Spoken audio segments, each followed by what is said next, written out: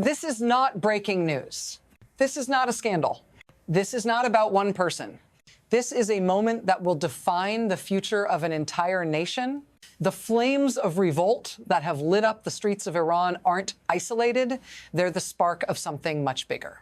Right now, as the government cracks down with violence, as the internet goes dark, as hundreds of lives are lost in brutal clashes, one question looms. How far can a regime push its own people before they push back?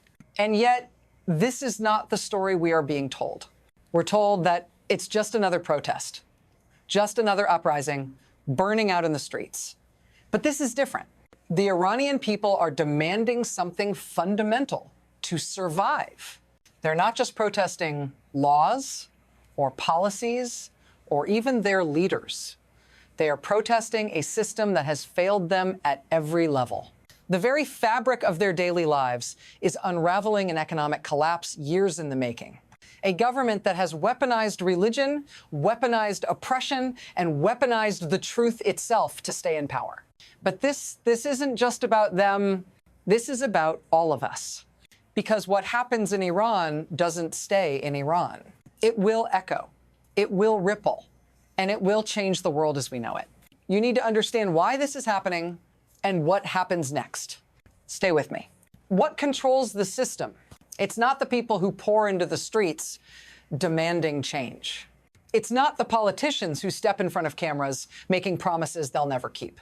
The system that rules Iran is built on power, the kind that doesn't come from votes or elections or public approval. It's built on something far darker. At the heart of this system is the supreme leader, but it's not just Khamenei. It's the invisible apparatus that props him up, the Revolutionary Guard, the clerical establishment, the military-industrial complex. They all share one thing in common. They feed off chaos. The moment these forces feel threatened, they will strike back. This isn't about ideology anymore.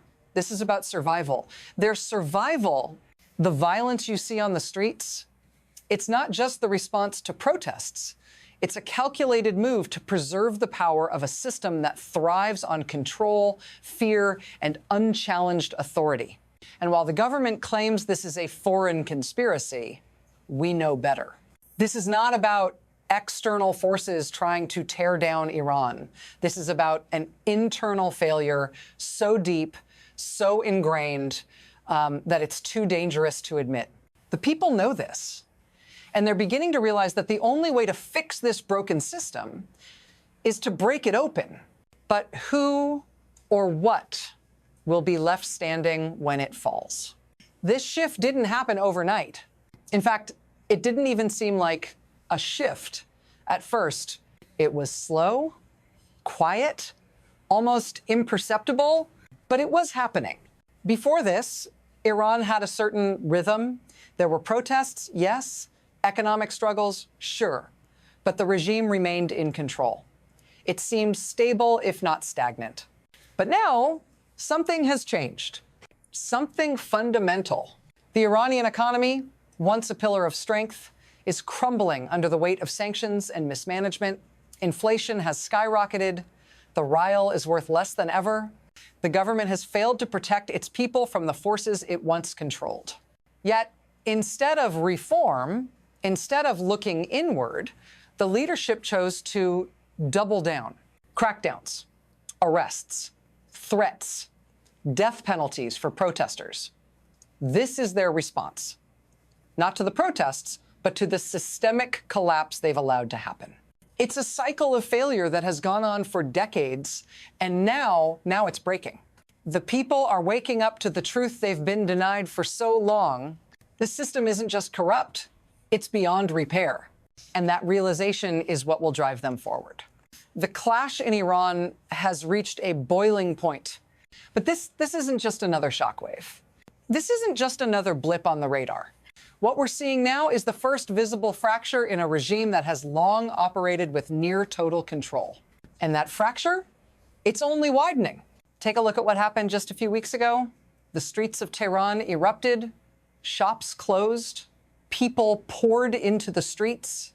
This wasn't a protest sparked by one event or one law. It was the culmination of years of grinding poverty, suffocating oppression, and an economy that has steadily failed to provide for its people. And what was the government's response? A violent crackdown backed by threats of death for those standing up. A chilling reminder that they will stop at nothing to preserve power. This is not about political ideologies, it's about survival. And yet, this crisis is being framed as a foreign plot, painted as a conspiracy, cooked up by the West, with the US and Israel as the villains. But here's the truth. This isn't just about the outside world. It's about a broken system finally coming undone from the inside. And the cracks, they're only getting bigger. Now, let's talk about how the system actually works. It's easy to look at Iran and think it's just about one man, the supreme leader, Ayatollah Khamenei. But that's only half the story. Behind the scenes, there's a network of players. The Revolutionary Guard, the clerical elites, the military-industrial complex, they all hold pieces of the puzzle. And they all have something in common. Their stakes are too high to let anything disrupt the status quo. The Iranian people, they're the ones paying the price. While the regime keeps its grip on power through repression and fear, ordinary citizens struggle to make ends meet. The rich and powerful are insulated. They thrive, while the rest of the population sinks deeper into despair. It's a system built to protect the elites, not the people. The wealth, the power, the influence, they're all concentrated in the hands of a few. But here's the kicker. It's that very concentration of power that is now starting to crack under the weight of the people's anger. And that anger, it's not going away. The crackdown has escalated fast. Protesters are being gunned down in the streets. Arrests are happening at an alarming rate. The government is not holding back, and neither are the people. What began as a localized protest in Tehran's Grand Bazaar, a symbol of Iran's economic backbone, has now spread across the entire country. From city to city, from town to town, people are rising up, demanding change. And the response from the government? It's swift and brutal. More deaths, more violence, more oppression. The regime's attempt to shut down the internet? Futile. People have found ways to communicate, to share their truth with the world, despite their government's best efforts to silence them. In this conflict, there's no room for half measures. The cracks in the regime are wide open now. And with every act of violence, they spread further. This isn't just a distant story. This is about you. The Iranian people may seem far away. Their struggles may feel like someone else's battle.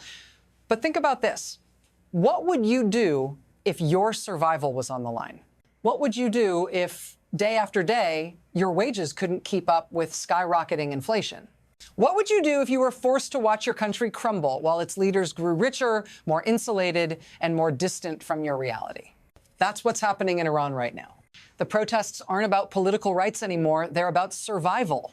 And the human cost is staggering. People are dying for one simple thing: to live without the crushing weight of a failing system.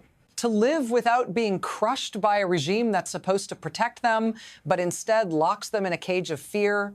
If you don't feel the urgency of that, if you don't recognize the pain in that struggle, then you're missing something fundamental. This isn't someone else's fight.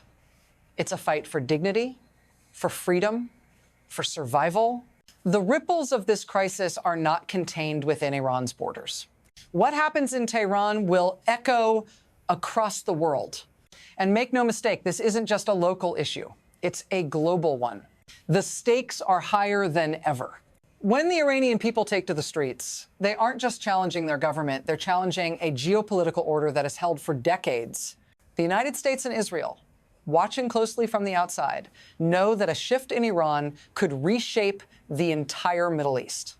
Iran's influence in the region is immense, and a change of leadership could upend the delicate balance of power. But here's the thing. If the US or Israel steps in, this could escalate beyond anything we've seen before. The risk of full-scale military intervention is real, and with it, the potential for even greater conflict. Iran is not a small player in global geopolitics. Its decisions have repercussions that ripple out into the wider world. And this isn't just about the Middle East anymore. This is about global stability.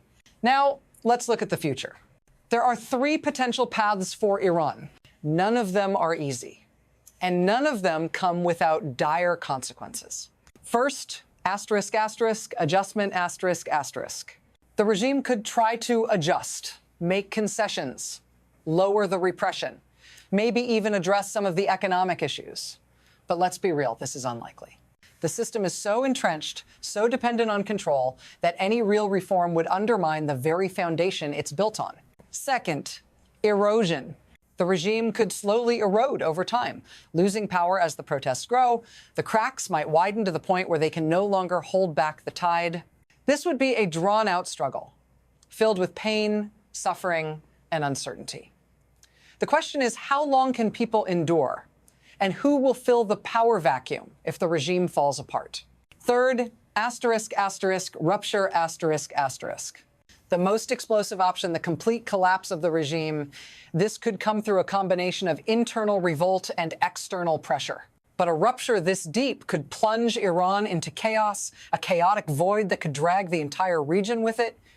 The worst part, we don't know which path Iran will take. And as much as the world is watching, it's Iran's people who will decide. But make no mistake, the choices they make now will define the future of the Middle East and possibly the world. This is where it all ends. But don't be fooled into thinking the story ends here. It won't. It's only just beginning. What happens in Iran won't be solved in a single day, a single protest, or a single military intervention. This is a fight for survival, a fight that will stretch the limits of endurance and shape the future of nations. The question remains, will the Iranian people succeed in reclaiming their future, or will the power structures that have held them captive for so long strike back harder, more violently, and with greater force? The truth is, no one knows what happens next, and that is the most dangerous thing of all. But you need to stay informed. The world is changing, and Iran's story is far from over. Keep watching, and don't let the world's most critical moments pass you by. Asterisk, asterisk. This is the end of this video. If you want to dive deeper into these stories and stay ahead of the game, subscribe, share, and join the conversation. You don't want to miss what's coming next. Asterisk, asterisk,